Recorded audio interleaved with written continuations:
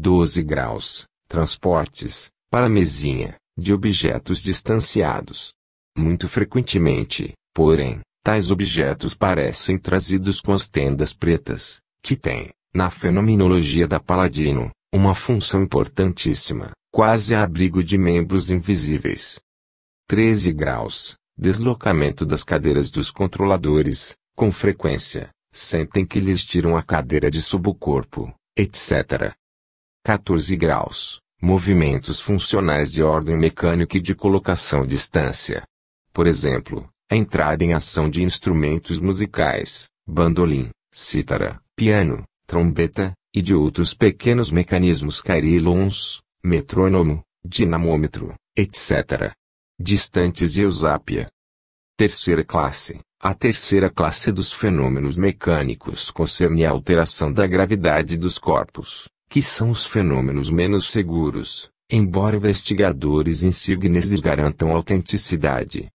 15 graus. Mudanças espontâneas de peso em uma balança. Assistimos a oscilações do braço de uma balança romana, sem que visivelmente Eusápia a pressionasse. Mas, o fenômeno pareceu duvidoso.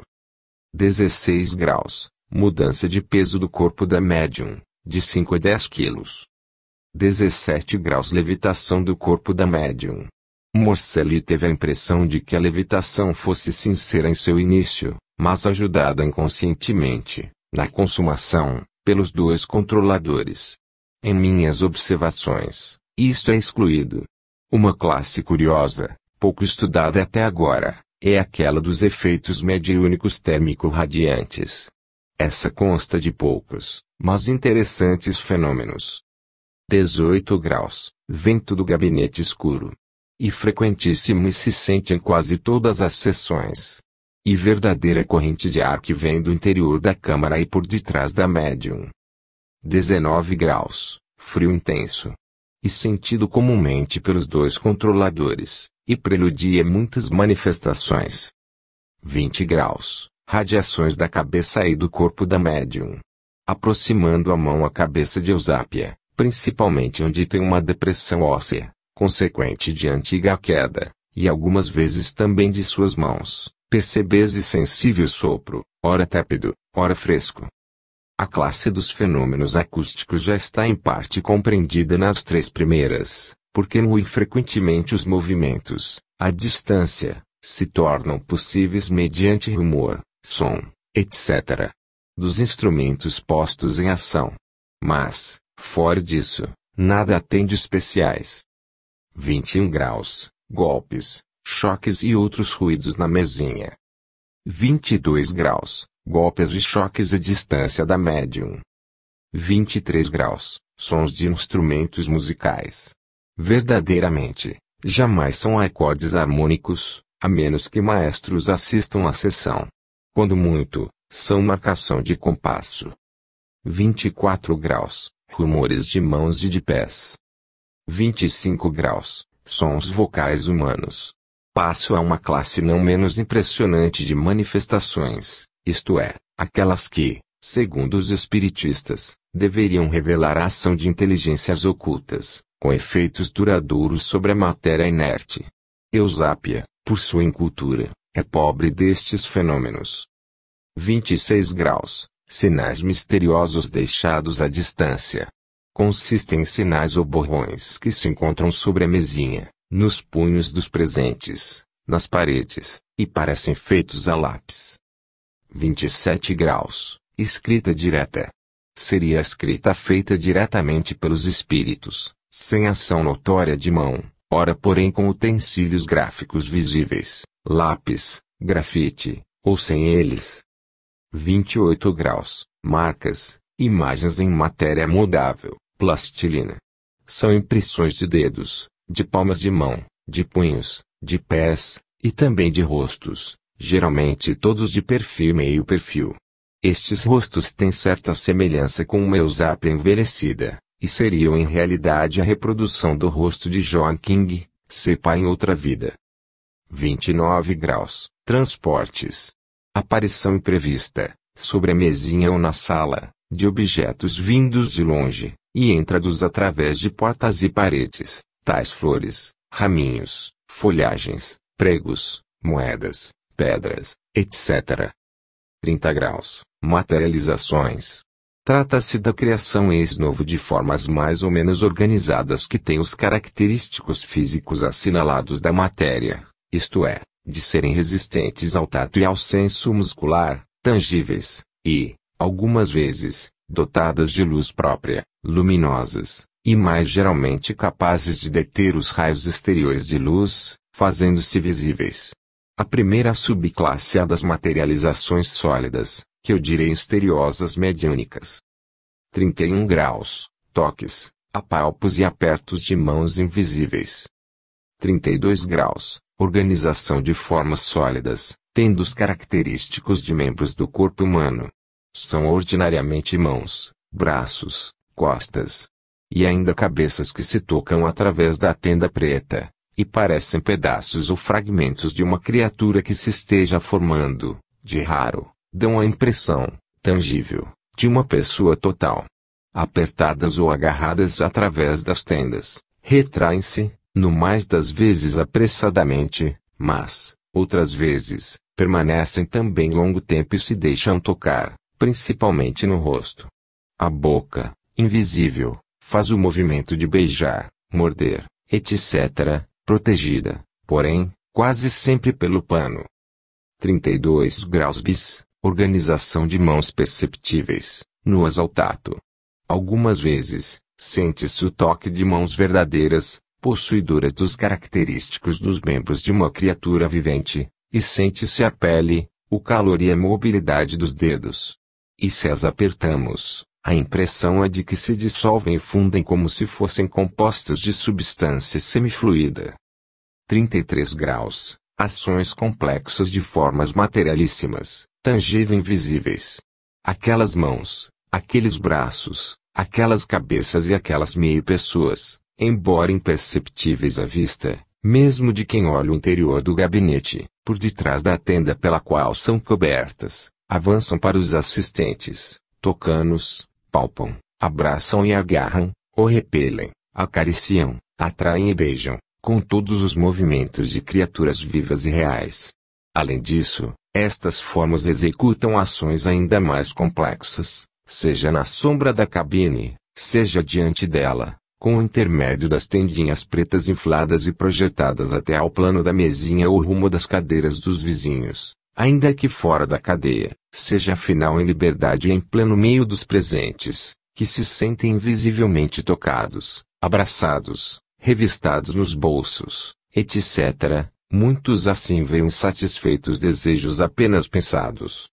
Quinta classe, uno em um pequeno grupo os fenômenos luminosos elementares, sejam os visíveis por si, sejam os visíveis por luz exterior, mas sempre inorganizados. 34 graus, aparição de pontos luminosos. São as célebres chamazinhas espiritistas. Eusápia as produz de quando em quando, porém não com a intensidade de outros médiums observados por mim. São pirilampos indefiníveis, no mais das vezes de contornos esfumados e algumas vezes globinhos lucidíssimos, semelhantes às chamadas lágrimas batávicas, mas invertidas. Outras vezes também são verdadeiras línguas de fogo, como se vê enfiguradas sobre as cabeças dos apóstolos. Não foram ainda fotografadas, que eu saiba, porém são evidentíssimas, às vezes múltiplas e intermitentes, sendo impossível e até absurdo, para quem as haja visto uma só vez, compará-las, não digo assimilá-las, a fosforescências artificiosas. 35 graus. Surgimento de nuvens ou nebulosidades esbranquiçadas. Estas não parecem dotadas de luz própria, pois que só se distinguem a uma débil claridade, a que ainda atendam no interior da cabine, alguma vez, circundam a cabeça de Eusápia ou se elevam sobre o seu corpo, quando está deitada no gabinete. Deixo para final as materializações visíveis que aparecem formadas com uma substância ou matéria sutilíssima, emanante da pessoa da médium e composta de partículas ou moléculas que interceptam a luz ordinária, teleplastia. 36 graus, formação de prolongamentos escuros do corpo da médium. São os membros supranumerários entrevistos e descritos por todos aqueles que fizeram experiências com o paladino. Visíveis à média ou debilíssima claridade, e quando as mãos anatômicas ou verdadeiras de Eusápia estão todavia à vista e bem controladas, estes apêndices neoplásticos executam muitos dos fenômenos acima descritos, contactos e apalpações nos mais próximos, sacudir de cadeiras, transporte de objetos, etc. 37 graus, saída de formas com a semelhança de braços e mãos, do gabinete preto. 38 graus, aparição de mãos. Está entre as mais comuns e antigas manifestações espiritistas. As mãos aparecem de contornos quase sempre indecisos ou evanescentes, de cor esbranquiçada, próximo de diáfanas, e com os dedos estirados. Eu as percebi muito bem, todas as vezes que me foi dado achar-me em situação favorável para vê-las, e não eram as mãos da médium, as quais ao mesmo tempo estavam não só controladas, mas também visíveis de todos sobre a mesinha. 39 graus, aparições de formas escuras, de caráter indeterminado ou pouco evidente. São as materializações incompletas. Ora se vêem, entre o claro e escuro, avançar e desaparecer globos pretos, cabeças, apêndices indefiníveis de penumbra, braços, punhos.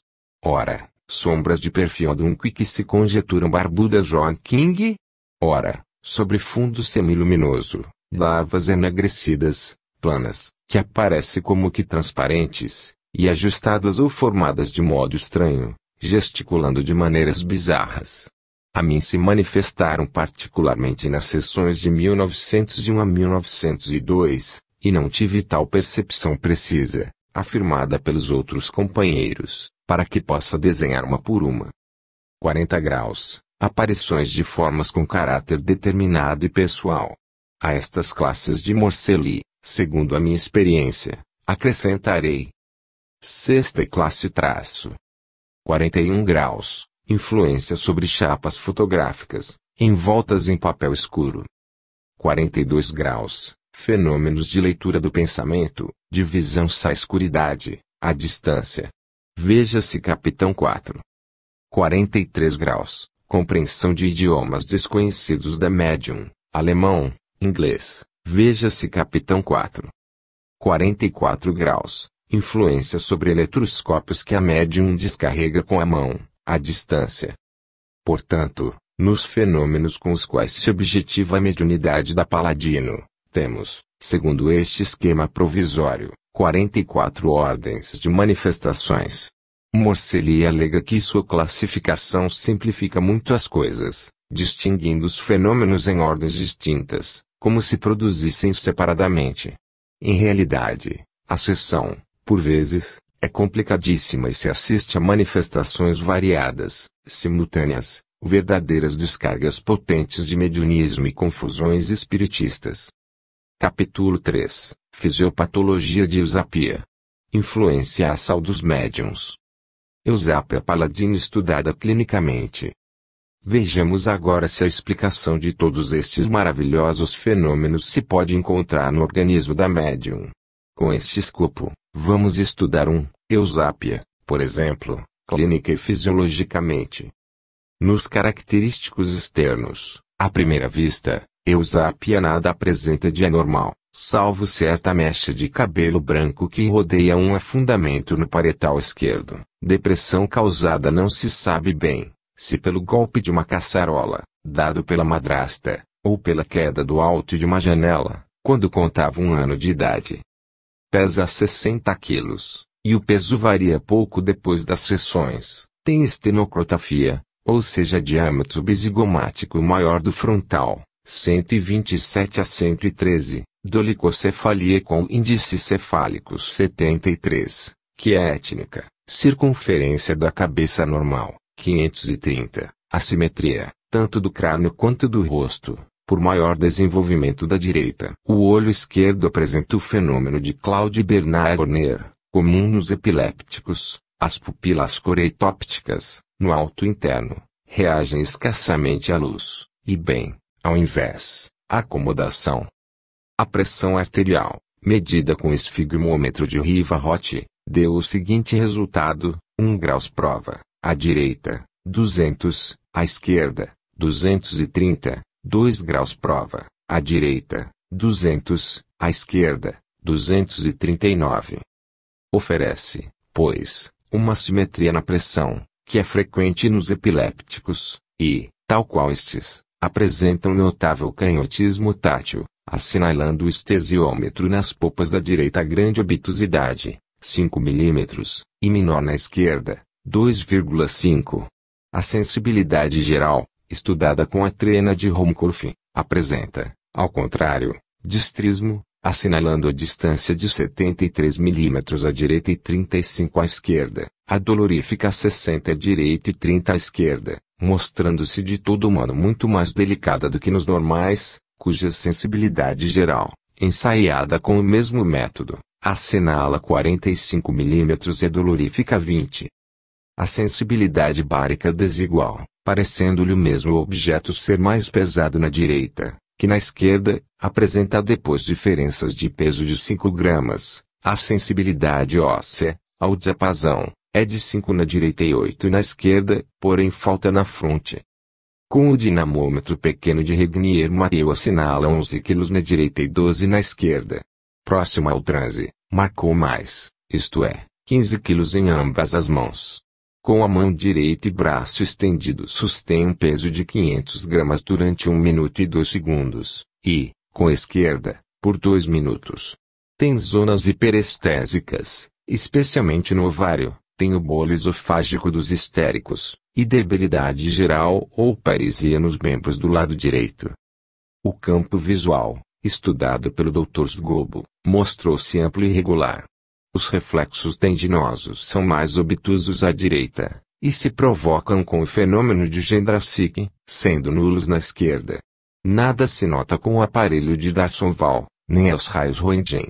Certa vez, quando em estado normal e em plena luz, se lhe fez manter, por 4 minutos, a mão direita sobre uma chapa fotográfica, envolta em 3 folhas de papel escuro. Isso bastou para que caísse em transe e sentisse na mão a sensação de frêmito elétrico.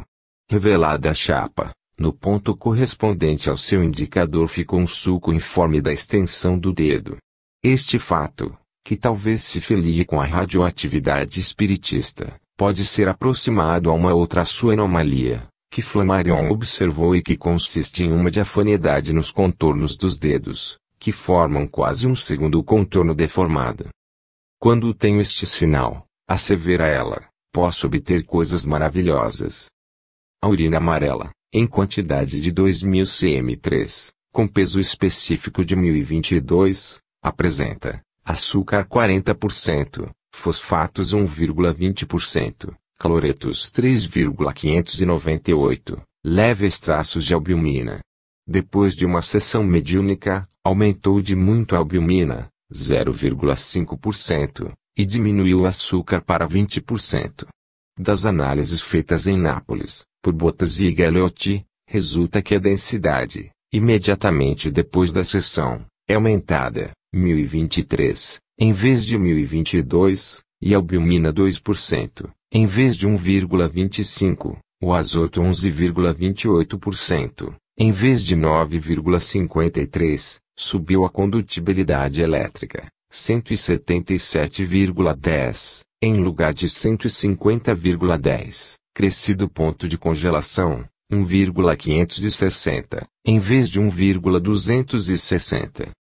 Os fenômenos hipnóticos, que tanto se ligam, até se confundirem, com os fenômenos espiritistas, são frequentes nela, se bem que insensível aos metais e ao ímã.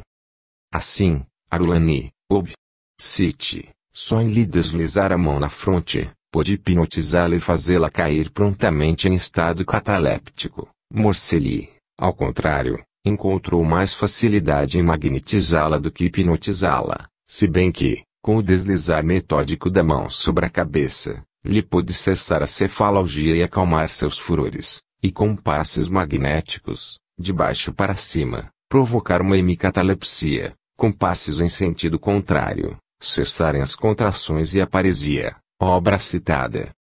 2 vezes apenas teve claras premonições, expostas com aquela sua pseudologia fantástica, tão variável, que se torna difícil discriminá-la. A primeira, a propósito do furto de joias de que foi vítima, teve, segundo assegura, aviso em 2 sonhos consecutivos nas noites precedentes ao acontecimento, mas resulta de outra narrativa que o roubo se verificou de modo muito diferente dos seus sonhos, e assim aqui, para esclarecê-lo e descobrir o autor, teve de se curvar ante uma rival, sonâmbula, uma certa Del Piano, que lhe indicou o culpado na pessoa da porteira da casa, opinião que pareceu verdadeira, porque coincidiu com a da polícia. Outra vez, na noite precedente à sua desclassificação em Cambridge, e esta foi a desgraça mais grave de sua vida, apareceu-lhe John movendo com tristeza a cabeça. Parece, pois, que John interveio também em Paris, quando, enferma, era cuidada por uma enfermeira, que negligenciava e dormia, em vez de velar por ela, e em quem, para despertar, John aplicava sonoros bofetões, que a espantaram e fizeram fugir. O egrégio engenheiro Graus refere, a propósito, que, tendo sido admoestada pelo comissário por haver lançado em rosto o furto à porteira, tardiamente, quando já se tornavam inúteis as pesquisas em sua casa, Eusápia foi abalada até que em delíquio. A mesa então começou a agitar-se, expressando tipologicamente o pensamento de John. Salva minha filha, porque enlouquece, salva com a sugestão. E havendo respondido o engenheiro que John era mais forte do que ele, apareceu, em pleno dia, um velho alto, magro, com longa barba, que, sem falar, pousou a palma da mão à cabeça, e depois na de Eusápia, deixando-o em profundo esgotamento. Eusápia despertou, esquecida de todas as agruras. Na loteria, em que pecam todos os paroquianos de Nápoles, não teve nunca premonição segura. Teve, em vez disso, singulares telepatias. 2 vezes, havendo sido apresentada a pretensos admiradores seus, ela os repeliu com brutal insolência, sem sequer lhes olhar o rosto, dizendo os inimigos, e o eram efetivamente. Tinha muito amor próprio. Há muitos príncipes, dizia frequentemente, e muitos reis, mas só existe uma Eusápia. Sua cultura era de uma paroquiana da última classe. Carece muitas vezes de bom senso e de senso comum, mas tem uma intuição e uma finura intelectual que contrastam com sua incultura e lhe faz, malgrado esta, julgar e apreciar o verdadeiro mérito dos homens com quem estava em contacto, e sem ser sugestionada, no seu julgamento, pelo prestígio ou falsa notoriedade proporcionada pela riqueza e autoridade. Ingênua, até se deixar iludir e mistificar por qualquer intrigante, ela própria é capaz de mentiras e velhacarias. Muitos são os truques que fazia em estado de transe, inconscientemente, e fora disto, por exemplo, liberando uma das mãos, presa pelo controlador, para mover objetos que estavam ao seu alcance, tocar nos presentes, e, com o joelho ou com o pé, levantar a perna da mesa, e, fingindo alisar o cabelo, arrancar um fio e com ele baixar a pequena balança de um pesa-cartas. Foi também vista por Pfeiffer, antes da sessão, colhendo flores em um jardim, furtivamente, para simular, aportes, na sessão da noite, prevalecendo-se de escuridade. Parece ainda que tivesse aprendido, de algum pelotiqueiro, truque especial, por exemplo, aquele de simular rostos humanos, com o movimento das 2 mãos circundadas de um lenço ajeitado à guisa de turbante. Todavia, sua maior dor, mesmo durante a sessão, é quando acusada de truque. Preciso é dizer que às vezes injustamente, porque só agora temos a segurança de que membros mediúnicos se sobrepõem aos seus naturais e fazem às vezes destes e foram tidos como sendo dela.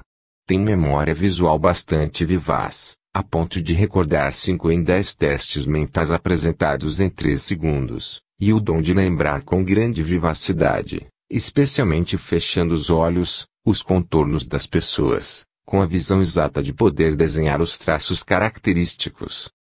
Retém perfeitamente série de 5 números, mas comete erros na série de 6, e também se equivoca em recordar palavras, especialmente as de mais de 3 sílabas, tem uma faculdade de associação de ideias de todo elementar, E assim o papel só lhe evoca a ideia de caneta, e o cão a fidelidade, infiel-lhe com acento circunflexo a memória para figuras lineares.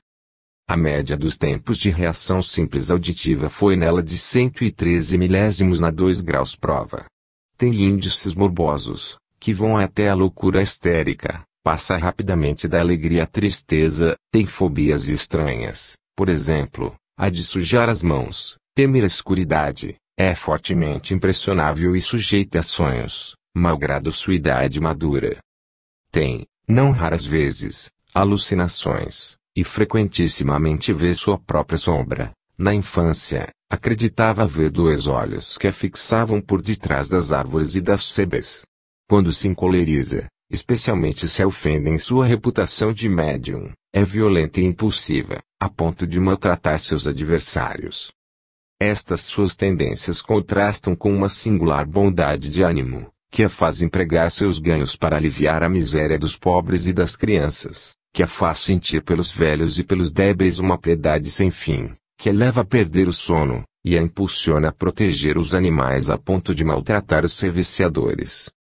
Antes da sessão, e às vezes no correr dela, pode prever o que se fará, se bem que depois não se recorde se obteve, ou não, quanto prometeu, e nem sempre é certo o que se gabava de fazer. No princípio do transe, copia o Morcellino sua belíssima diagnose, sua voz se faz rouca, todas as secreções, suor, lágrimas, e até o menstruo, aumentam. A hiperestesia, especialmente à esquerda, se sucede à anestesia, faltam os reflexos pupilares e tendinosos, se ocorrem tremores, miostenia, a que sucede a miostenia, parecia, especialmente na direita.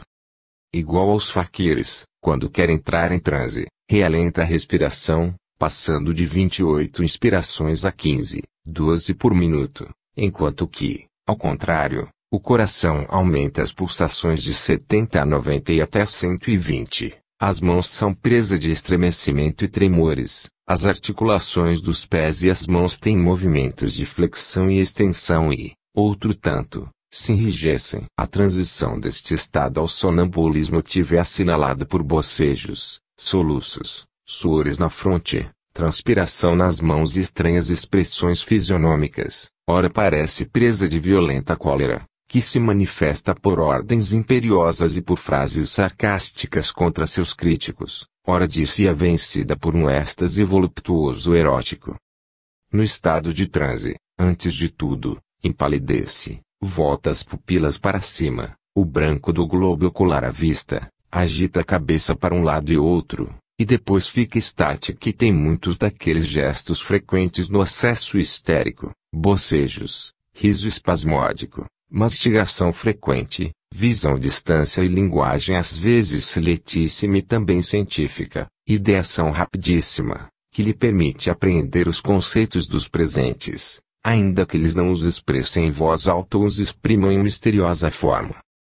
Morcellino notou em seu transe todos os característicos do histerismo, a saber, 1 graus, anésia, 2 graus, a personificação com a de John King, em cujo nome fala, 3 graus gesticulações passionais, ora eróticas, ora sarcásticas, 4 graus obsessão, principalmente de não ter êxito nas sessões, 5 graus, alucinações.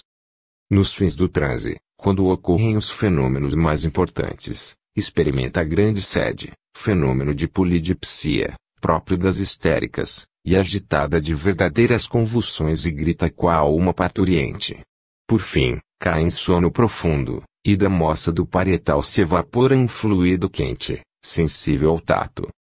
Depois da sessão, Morcellino notou nela canhotismo exagerado, 42 quilos na esquerda e 18 na direita, hiperestesia na esquerda, reflexos rotulares abolidos, pulso debilitado, 90, peso diminuído de 200 gramas.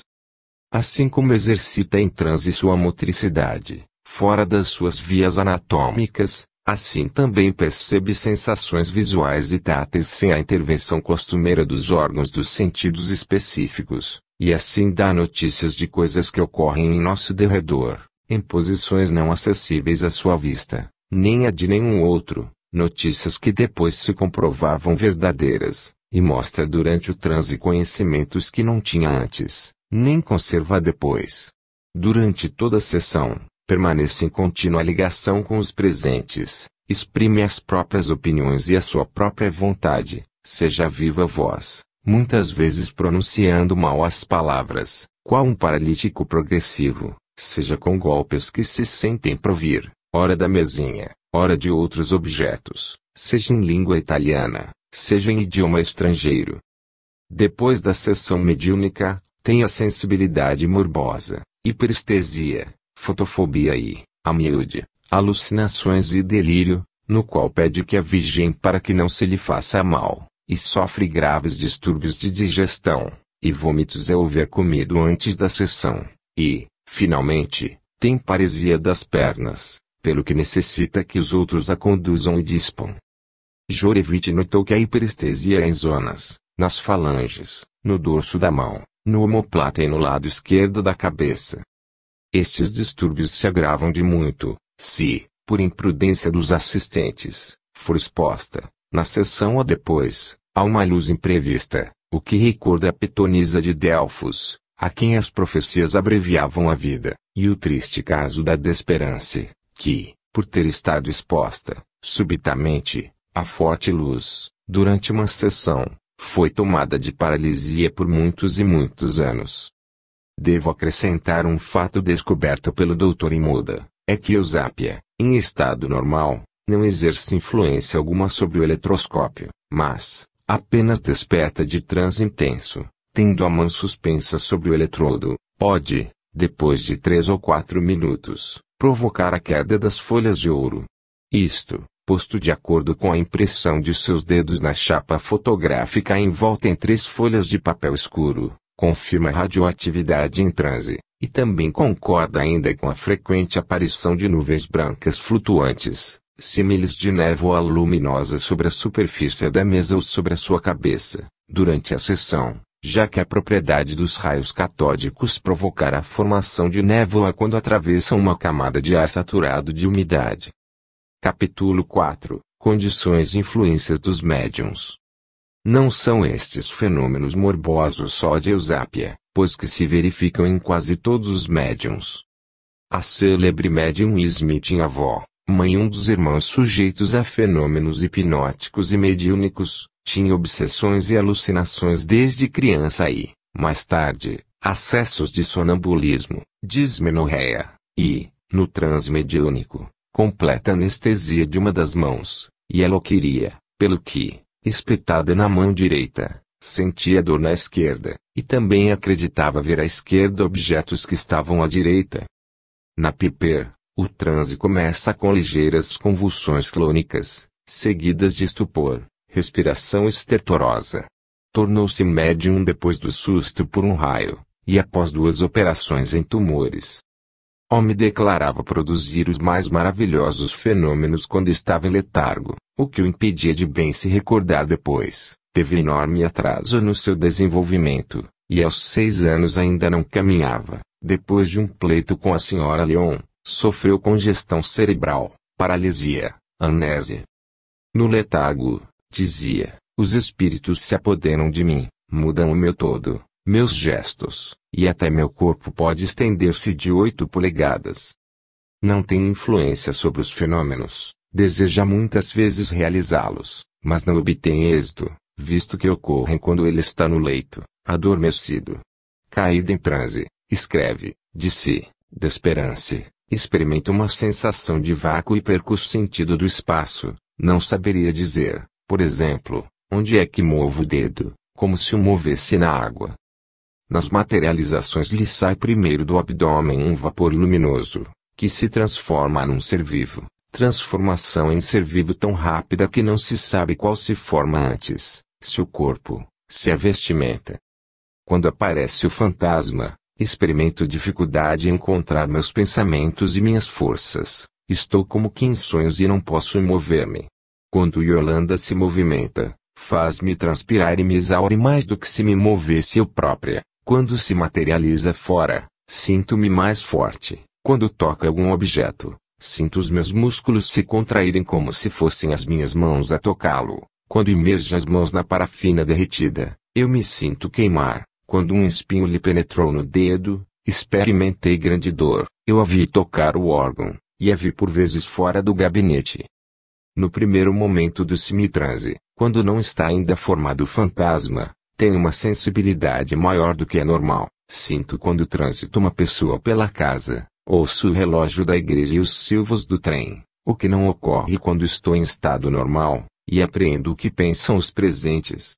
Quando toco as mãos de Yolanda, creio sentir a minha, mas atino depois com o meu erro. Quando vejo 4 mãos, quando estendo as mãos para tocá-la, não sinto nada. Quando se assentam nos meus pés, não sinto peso algum. Todavia, num sábado, senti todo o peso do seu corpo. Politi, que, fora do transe, não apresenta qualquer anomalia, no transe tem convulsões, anestesia, alucinações terríficas, zoomórficas, e delírios de perseguição. Tudo isto se liga à histeria, tal qual, nota muito justamente Morcelli, a tabes e a paralisia geral, que não se originem de processos sifilíticos, mas que se desenvolvem com os avariósicos, bem como com os atingidos de areias biliares e asma, sem ser de natureza gotosa ou reumática. Tudo isso pode bastar para concluir que nos fenômenos de transe domina o supremo automatismo, que o transe mediúnico é um verdadeiro equivalente histérico, tal qual o êxtaro genial é, para mim, um equivalente do acesso psíquico epiléptico, sobre fundo neurótico e morboso, e assim os fenômenos mais estranhos dos hipnotizados e dos sonhos se devem às desagregações psíquicas na hipnose e no sono que, na paralisação comum das faculdades, fazem prevalecer a ação do inconsciente, veja-se a parte 1, e o automatismo.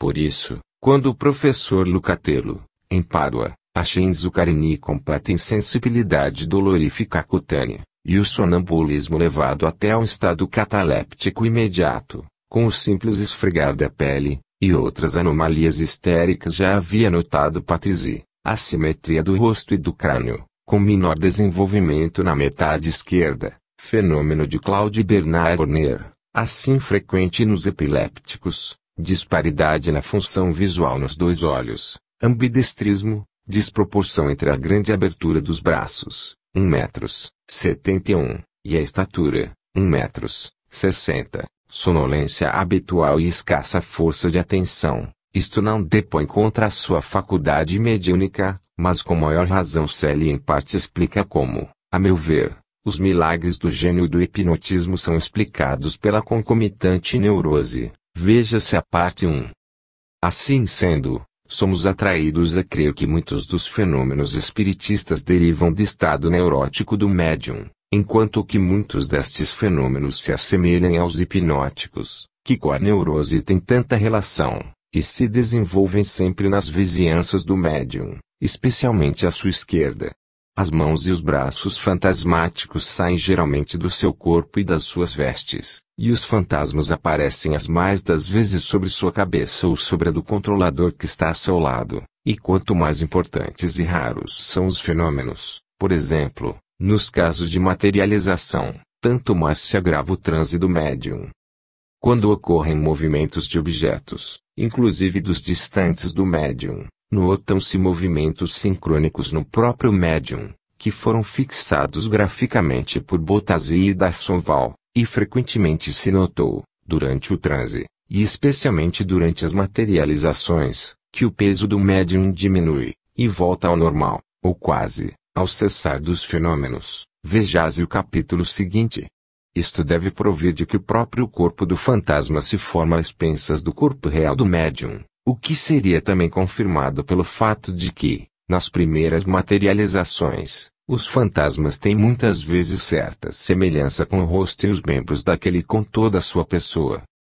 Acrescente-se o fato descoberto por Arrochas, da exteriorização da sensibilidade do médium, a centímetros para fora do seu próprio corpo. Ora, bastaria poder estender essa exteriorização à atividade psíquica e prolongar a motricidade a maior distância, para explicar boa parte dos fenômenos do espiritismo e, até certo ponto, também aqueles fantasmas que saem do ventre ou da cabeça do médium, desperance, e lhe assumem os gestos e as formas.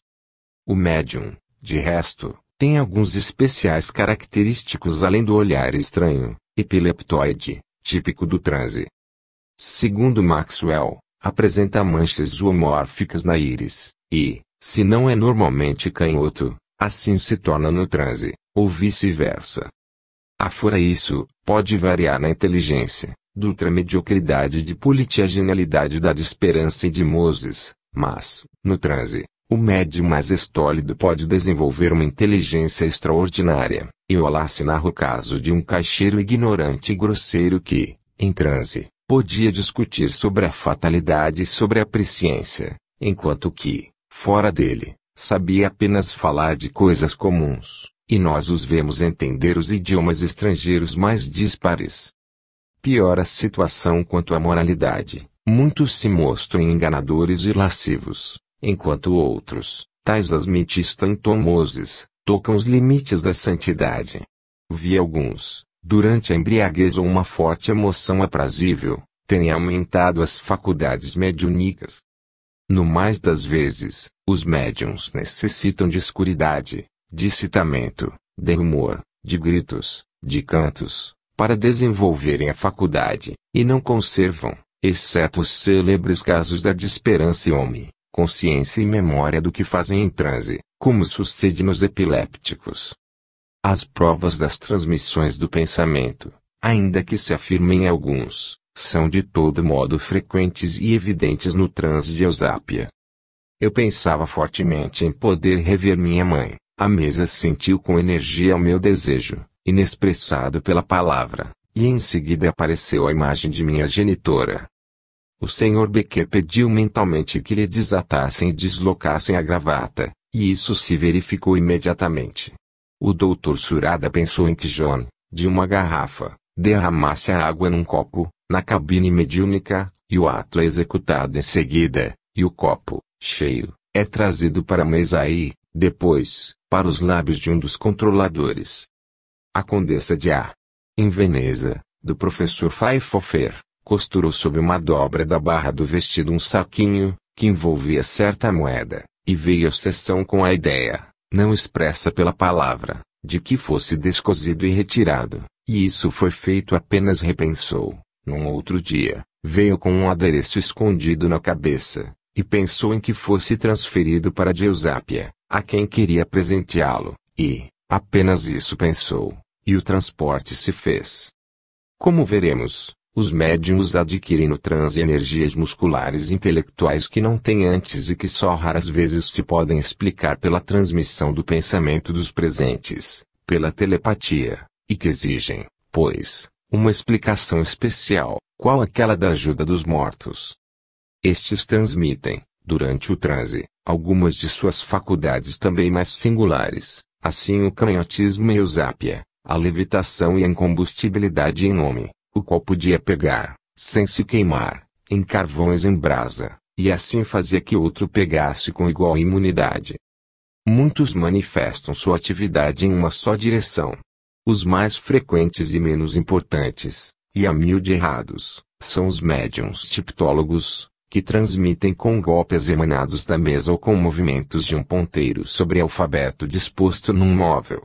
Frequentíssimos são todavia os médiuns motores, que fazem mover mesas, cadeiras, etc. Existem, conforme descobriu recentemente o Choroix, aqueles que atraem com os dedos os objetos, deixando-os suspensos no ar, como poderia o imã fazer com o ferro. Curandeiros há, frequentemente ignorantíssimos da medicina, e que, sem embargo, obtêm singulares resultados.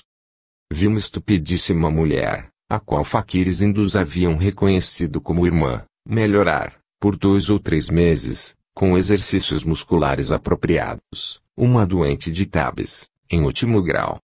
Existem os médiuns pintores que, sem saber coisa alguma de desenho, se improvisam de súbito pintores, tal aquele Marchiner, ex-marinheiro alemão, que pintava quadros de flores e paisagens, e aquela camponesa, também alemã, que, sem haver jamais pegado um pincel ou um lápis na mão, desenha e pinta complicadas figuras de fantásticas e elegantes flores.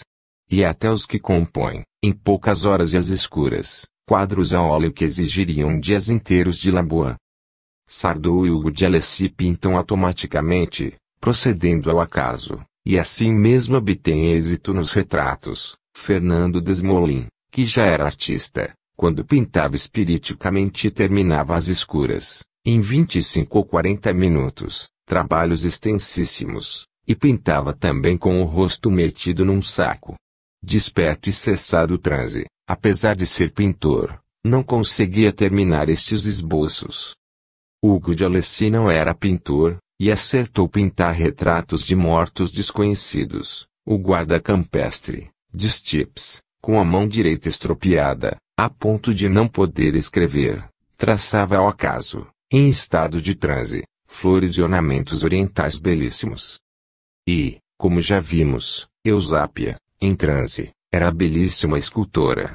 Existem médiuns fotógrafos, com a presença dos quais aparecem, nas chapas fotográficas, ou retratos de vivos ausentes ou de mortos.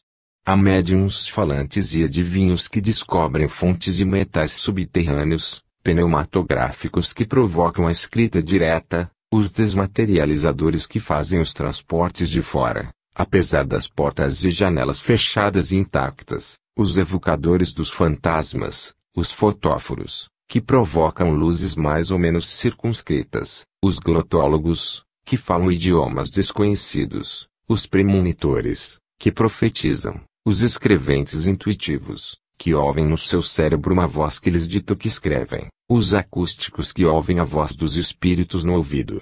Outros médiuns são músicos, enquanto fora do transe não conhecem uma nota. Outros, incombustíveis, manejam, sem se queimar, carvões acesos. Outros, os médiuns de incorporação, assumem, de improviso, o aspecto, os modos, a voz, etc., de um ou de vários mortos, um depois do outro.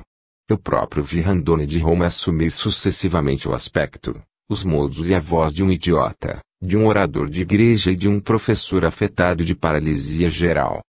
Outros são volantes, desfazem-se subitamente e se refazem a grande distância, tais os irmãos Pansino de Ruvo, estudados por Lapuni, que, em 10 segundos, desapareceram de Trani e se encontraram em Ruvo. Outros só apresentam levitações, tal Zaccarini de Bolonha. Eusápia e Omi, ao contrário, reuniam muitos destes característicos, materializações, escrita direta, levitações. A maior parte é de médiuns de efeitos físicos, motores, a menor parte é de efeitos intelectuais. Notei também, na vida de Eusápia, que as suas primeiras manifestações eram motrizes, as últimas fantasmáticas, também nas atuais sessões. Primeiro, ocorrem fenômenos motores e os fantasmas aparecem por último, quando chega o máximo de letargia. Sobre o espaço há 4 e mais dimensões em relação ao médium. Ocorrem certos fenômenos nas sessões mediúnicas que, segundo alguns autores, não se podem explicar com energia própria do médium, mas com supor que, mercê de ignota razão, em redor do médium se produz uma atmosfera ultrafísica na qual as leis comuns da gravidade, coesão, impenetrabilidade e inércia da matéria sejam suspensas, como se o nosso espaço assumisse 4 ou mais dimensões. Esta hipótese, que foi pesquisada primeiramente por Zornier, viria, acima de tudo, explicar os fenômenos de transportes, autolevitações, de autodesaparição e reaparição. Pode-se ver a este propósito o que me escreve Broferiu, para que um objeto possa penetrar, do exterior de uma habitação fechada, sem abrir as portas, ou as janelas, é preciso fazê-lo passar através da madeira, ou do vidro ou dos tijolos, mas, para isto, é necessário que suceda uma destas 3 coisas, que passe através do vidro sem se desfazer, nem quebrar, isto é, que seus átomos passem pelos intervalos interatômicos dos vidros, ou seja, que o objeto se decomponha em matéria imponderável, operação que denominam, pouco felizmente, desmaterialização, antes de passar pelas paredes e recomposto depois. Ou seja que, para aparecer ou desaparecer, sem passar pelas paredes, seria necessário que ele entrasse em uma quarta dimensão do espaço e depois tornasse a sair. Para seres que vivessem em um espaço de apenas duas dimensões, tais as figuras fotográficas que parecem mover-se, mantendo-se sempre num plano, no eletrotaquiscópio, poderíamos fazer desaparecer uma flor que fosse pintada dentro de um círculo, e depois fazê-la reaparecer fora desse círculo, porque podemos erguê-la no ar, fazê-la desaparecer numa terceira dimensão, na altura ou profundidade, que esses seres fotográficos não poderiam sequer imaginar. Assim se explicariam também os transportes de objetos, sem contato, frequentemente a grande distância, a escrita entre duas lousas, a passagem de dois anéis, dentro do outro, ou de uma mesa para outra, a formação de nós em tiras de couro ou em cordéis presos nas duas extremidades, etc., os fenômenos de incombustibilidade de muitos médiuns, entre eles homem, e também a possibilidade de fazer que permaneça no ar a água derramada de um copo. Se admitisse, neste novo espaço, uma reviravolta, distúrbios das leis normais do tempo, conseguir-se explicar de que modo os médiuns podem, por vezes, transformar-se em profetas, como foi constatado pela Piper, que predisse a diversas pessoas, perfeitamente sãs, sua futura enfermidade, e o nome de quem as curaria, etc. Veja-se o capítulo seguinte. Capítulo 5. Médiuns e magos entre os selvagens e os povos antigos. Esta preponderante ação dos médiuns, nos fenômenos espiritistas, está confirmada pela observação de que todos os povos primitivos e selvagens, e também o nosso vulgo, especialmente o dos campos, veneram alguns seres, magos, feiticeiros, santarrões e profetas que são verdadeiros médiuns, os quais, segundo esse vulgo, se hajam transformado as leis comuns do tempo, do espaço e da gravidade, ver a distância, predizer o futuro, elevar-se no ar, passar através dos corpos opacos, transportar-se num relâmpago a milhares de quilômetros, etc. Estar em comunicação com seres extraterrenos, diabos, santos e, acima de tudo, com as almas dos mortos.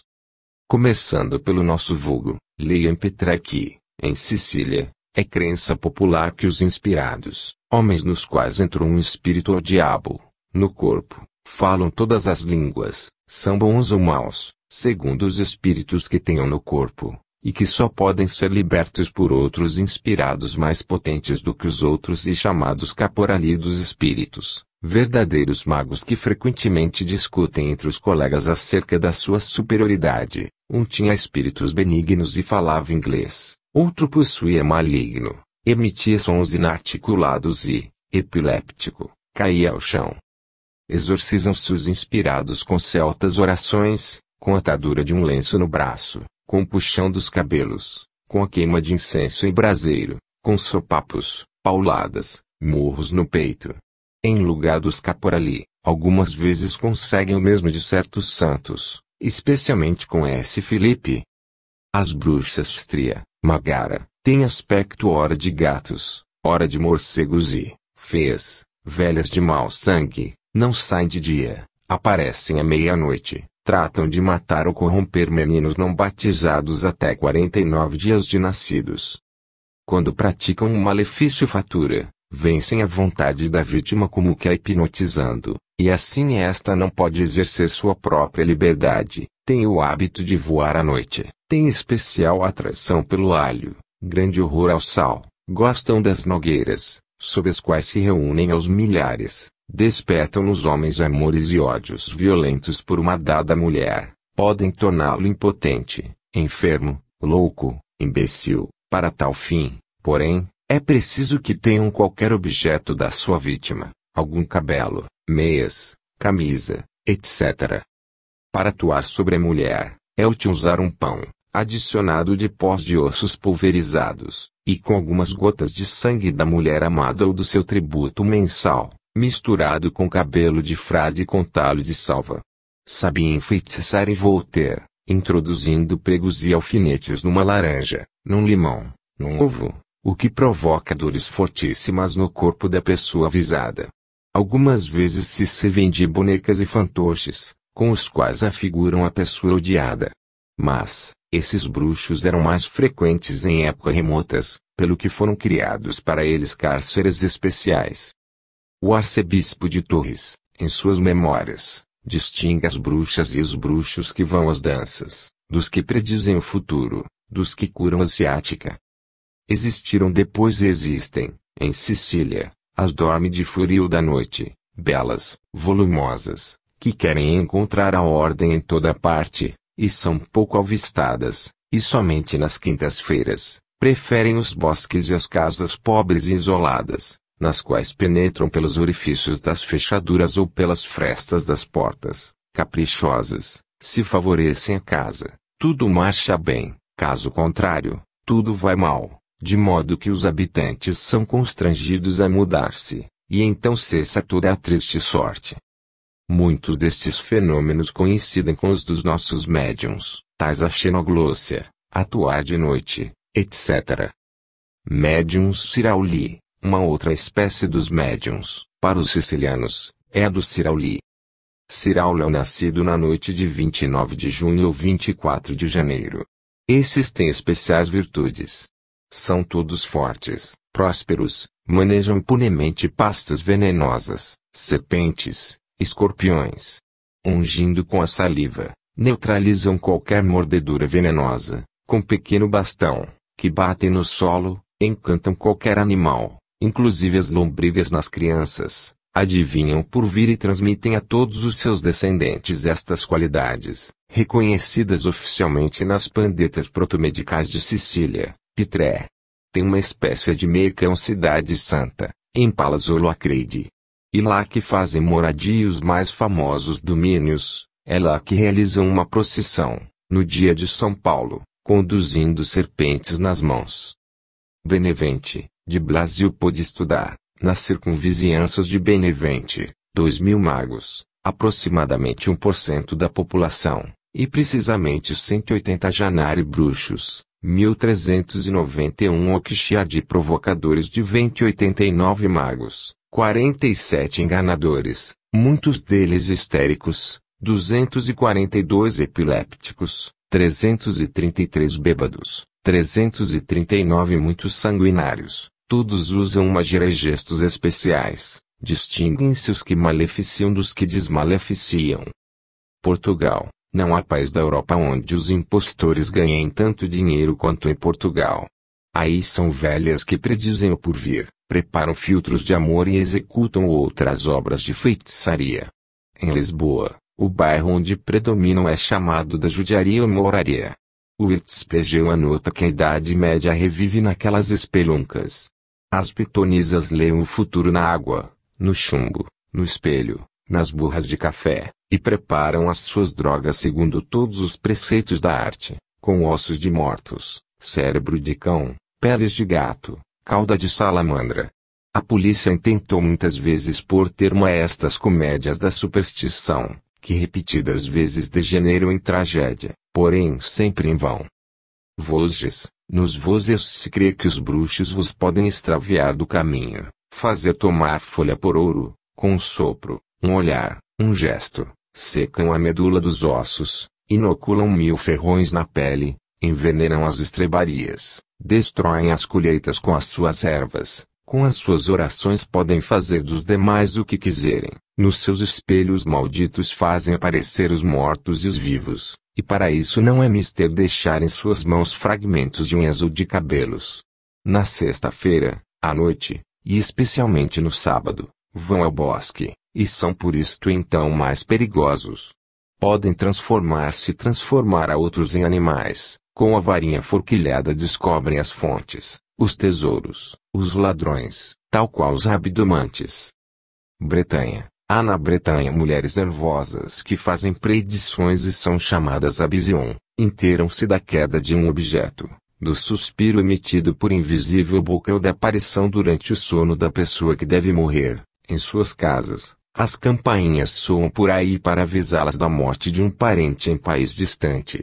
Neste último caso, algumas vezes os parentes ouvem golpes ou rumores de gente que caminha sobre grãos, ou mãos que apertam e puxam as cobertas. Certa mãe viu a imagem de seu filho, ferido, coberto de sangue, e ele morria na mesma hora. São os costumeiros fenômenos espiritistas. Uma outra viu um achote, na eira, acender-se e apagar-se 3 vezes, e ouviu chorar, enquanto tratava de uma vaca. Pouco depois,